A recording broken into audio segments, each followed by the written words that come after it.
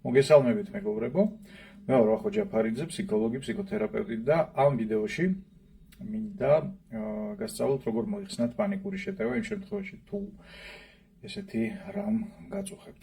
მანამდე თქვენ გამოიწერეთ ჩემი გვერდი, სადაც უკვე დევს ძალიან ბევრი საინტერესო და დრასთავარია პრაქტიკული ვიდეო სხვა პრობლემებთან დაკავშირებით, სხვა ძალიან სასარგებლო და გამოყენებადი არჩევებით სავსე.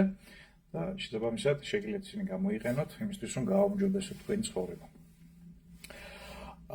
იმ შემთხვევაში თუ ვსაუბრობთ პანიკურ შეტევაზე, უნდა გვესმოდეს, რომ ხანდახან შეგვარც ვიცოდეთ, საიდან დაგვეწყო ეს პანიკური შეტევები. მაგალითად, ჩემს პეიჯზე, აი ამ პეიჯზე დევს ვიდეო, რომელსაც ქვია ომის ვიკარული ტრავმა. შეგიძლიათ ნახოთ ეს ვიდეო და მიხვდებით, რომ შეიძლება ფსიქოლოგიური ტრავმა და შემდეგ ასე ვთქვათ, როგორც მისი შედეგი ნახევარწელიწადში, 8 თვეში გაჩნდეს პანიკური შეტევები. იმიტომ რომ ფსიქიკის ტრავმირება ხდება, ასე ვთქვათ, ნეგატიური ახალი ამბების ყურების დროს, კითხვის დროს, მოყოლის დროს, მოდიში იმ ადამიანთან ურთიერთობის დროს, ვინც თვითონ არის ასეთ მდგომარეობაში და ასე შემდეგ. ჩვენი ფსიქიკა ამ თვალსაზრისით, ხო? არის ერთი ღრუბელივით, რომელიც ისურტავს ხანდახან ძალიან ბევრ ნაგავს. იმის გათვალისწინებით თუ რაც ხდება დღეს მსოფლიოში, ძალადობის, ასე ვთქვათ, ზღვარი არის ყველანაირად გადაბიჯებული, შესაბამისად ესეთი ინფორმაცია არის აღსავსე და ამიტომ გადავწყვიტე გამიკეთებინა ეს ვიდეო მათთვის, ვისაც ეს პრობლემა აწუხებს. შესაბამისად, თუ გაწუხებთ პანიკური შეტევები, ან ასე ვთქვათ, ძალიან დასტრესილი ხართ, რა შეიძლება გავაკეთოთ? იქიდან გამომდინარე, რომ ეს ნეგატიური ინფორმაცია ყოველდღეა ჩვენს გარშემო, ხო და რა ვიცი, ბოლოს ad იქნება, როდის დამშვიდდება, ასე ვთქვათ, ისევ სამყარო. შესაბამისად, ეს სავარჯიშო ძალიან სასარგებლო იქნება, თუ ამ სავარჯიშოს მიცემთ სისტემატიურ ხასიათს, იმ შემთხვევაში თუ გაწუხებთ პანიკური შეტევები, ხო? რომ გააკეთოთ ეს სავარჯიშო, რომელსაც ახლა შემოგთავაზებ, ძალიან მარტივი სავარჯიშოა.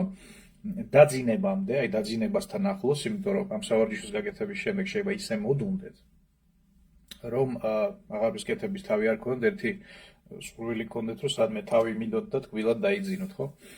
შესაბამისად, კვირაში 4-ჯერ ან 5-ჯერ რომ გავაკეთოთ ეს სავარჯიშო, იქნება ძალიან სასარგებლო და შეიძლება მაშინვე ან თანდათანობით ამ პანიკურ შეტევებს მოხსნის.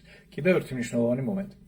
როდესაც პირველად გააკეთებთ ამ სავარჯიშოს, იმ შემთხვევაში თუ აღმოაჩენთ, რომ ის თქვენზე დისკომფორტულად მოქმედებს, ან თავი აქ ტკივდათ, ან შეიძლება რაღაცა გულის რევის შეგრძნების მაგვარი გაჩნდეს, ეს ნიშნავს, რომ თქვენ უნდა მიმართოთ ამ შემთხვევაში სამედიცინო ფსიქოთერაპევტს, იმიტომ რომ შეიძლება მიზეზი იყოს ცოტა უფრო ღრმად და ეს სავარჯიშო სათქვენო არ არის.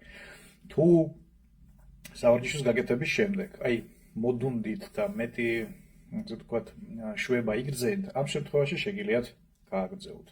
ესე იგი, სავარჯიშოს ვაკეთებთ ან დამჯდარ მდგომარეობაში, ან ვწევართ, ხო?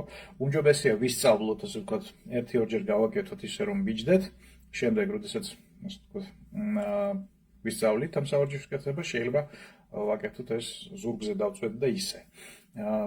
ფეხზე დამდგარმა არ გააკეთოთ ეს სავარჯიშო, იმიტომ რომ შეიძლება თავბრუდა გიხოთ.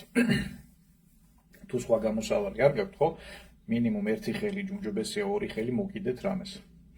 თუ საჭესთან ხართ ამ მომენტში, გააჩერეთ მანქანა და მერე დაიწყეთ ამ სავარჯიშოს კეთება. შესაბამისად, სავარჯიშო არის უმარტივესი.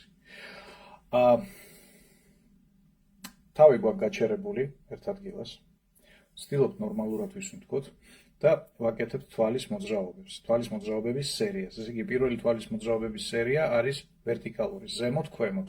აი, ერთხელ ზემოთ, ერთხელ ქვემოთ ითვლება ერთ გამეორებად. შესაბამისად, ამას ვაკეთებთ, აი ამ ზემოთ, ქვემოთს ვაკეთებთ 10-ჯერ. შემდეგ ვაკეთებთ იგივენაირად ვამოძრავებთ თვალებს, აქეთ-იქით 20-ჯერ, რაც შეიძლება მაქსიმალური ამპლიტუდით.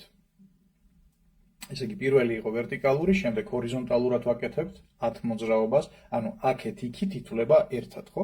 აი ესეთი აქეთ-იქით უნდა გქონდეს 10 ცალი. შემდეგ დიაგონალზე ვამოძრავებთ თვალებს, ესე, ზემოთ, ქვემოთ, 10-ჯერ ასევე, შემდეგ მეორე დიაგონალზე ვამოძრავებთ. საბოლოო ჯამში გამოგვივა ესეთი წარმოსახვითი ფიფქი, ხო?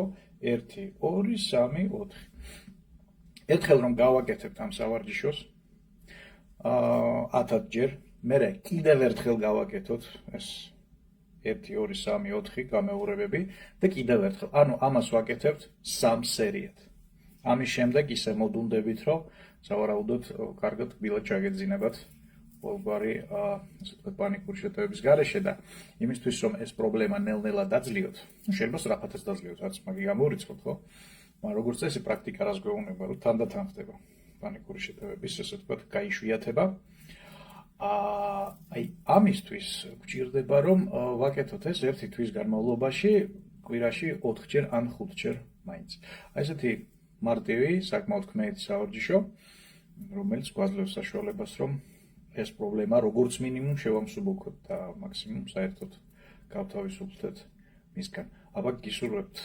ჯანმრთელობას გაუფრთხილდეთ ერთმანეთს და მომავალ შეხვედრამდე